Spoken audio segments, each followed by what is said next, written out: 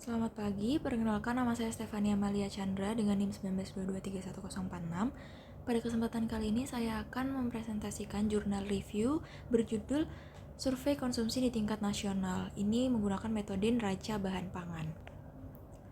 Jadi untuk definisi neraca bahan pangan, ini NBM merupakan tabel yang menyajikan data dan informasi tentang penyediaan dan penggunaan pangan di suatu wilayah dalam periode tertentu.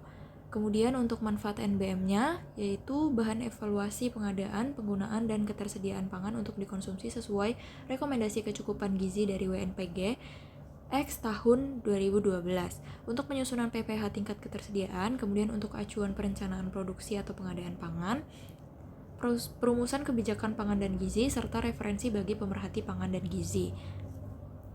Ini referensi utamanya menggunakan buku dari Badan Pangan Nasional yang berjudul Neraca Bahan Pangan Makanan Indonesia tahun 2022 sampai 2024. Untuk komponen penyusunnya, ini yang pertama ada jenis bahan makanan, produksi, stok dan perubahan stok, impor, penyediaan dalam negeri sebelum ekspor, penyediaan dalam negeri, pemakaian dalam negeri, serta ketersediaan per kapita. Di bawah ini merupakan tabel dari komponen penyusun neraca bahan makanan.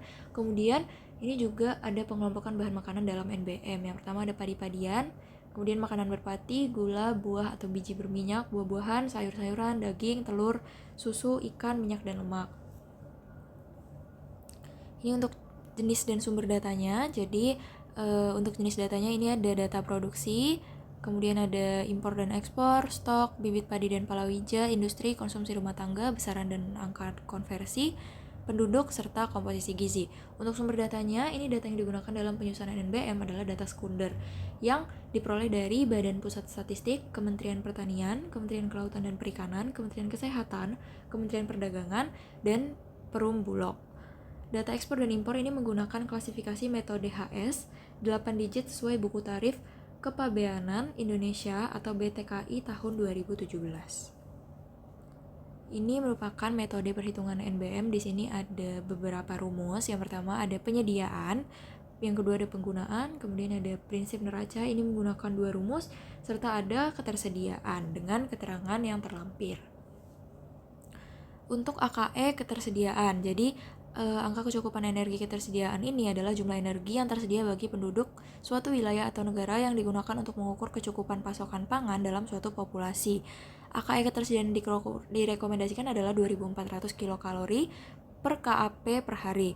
Kemudian untuk AKP ketersediaan, ini angka kecukupan protein ketersediaan dalam jumlah protein yang tersedia bagi penduduk suatu wilayah atau negara dari berbagai sumber pangan, yaitu hewani dan nabati, untuk mencukupi kebutuhan gizi masyarakat. Untuk AKP ketersediaan yang direkomendasikan adalah 63 gram per KAP per hari.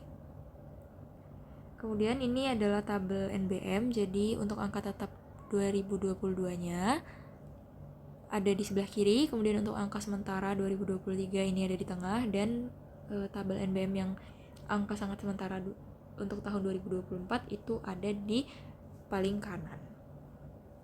Selanjutnya untuk hasil NBM, ini ketersediaan energinya, ketersediaan bahan makanan tahun 2024 dalam bentuk energi ini ada sebesar 2.847 kilokalori per kapita per hari.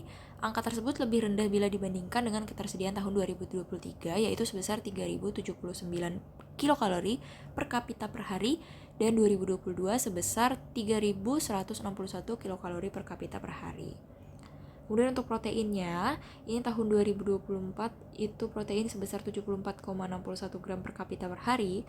Ini lebih rendah bila dibandingkan dengan tahun 2023 dan 2022. Kemudian untuk ketersediaan lemaknya, ini tahun 2024 ada sebesar 69,58 gram per kapita per hari, lebih rendah dari angka tahun 2023 dan 2022. Ini adalah grafik situasi AKE ketersediaan dengan AKE konsumsi tahun 2022 sampai 2024.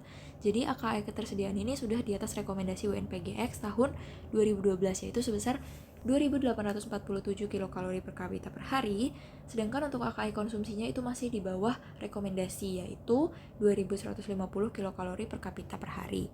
Sedangkan situasi AKP ketersediaan dengan konsumsi tahun 2022 sampai 2024 ini pada tingkat AKP konsumsinya ini sudah di atas rekomendasi, yaitu dengan tingkat ketersediaan 63 gram per kapita per hari dengan tingkat konsumsi sekitar 57 gram per kapita per hari. Untuk kelebihan dan kekurangan, kelebihannya yang pertama memberikan gambaran ketersediaan pangan wilayah secara menyeluruh, kemudian menjadi dasar dalam menyerumuskan kebijakan ketahanan pangan, mengukur kecukupan gizi makro, sebagai penyusunan neraca relatif efisien dan konsisten antar tahun, kemudian diakui juga secara internasional oleh FAO sehingga datanya bisa dibandingkan antar negara atau wilayah. Kemudian ini juga dapat mendukung perencanaan gizi. Untuk kekurangannya, ini hanya menunjukkan ketersediaan pangan, bukan konsumsi aktual suatu penduduk. Kemudian ketepatan NBM-nya ini sangat bergantung pada kualitas data dasarnya. Kemudian tidak memperhitungkan faktor kehilangan pangan juga, tidak bisa memberikan detail konsumsi mikro untuk intervensi spesifik, serta sulit menangkap fluktuasi musiman. Untuk potensi bias dan cara mengatasinya, ini ada potensi bias dari data produksi, yaitu pelaporan produksinya tidak akurat, kemudian estimasi produktivitasnya tidak real time, ada perbedaan metode pencatatan antar wilayah juga. Untuk bias data impor, ekspor, dan stok, ini ada perbedaan data antara bea cukai, BPS, dan Kementan. Kemudian ada juga bias konversi ke nilai gizi dan bias perhitungan food loss. Untuk cara mengatasinya, ini perlu menyelaraskan definisi dan standar pencatatan produksi. Kemudian ada integrasi sistem data antar kementerian, penetapan standar pencatatan stok, menggunakan data food loss FAO terbaru, serta melakukan survei rantai pasok untuk komoditas kunci. Sekian presentasi dari saya, terima kasih.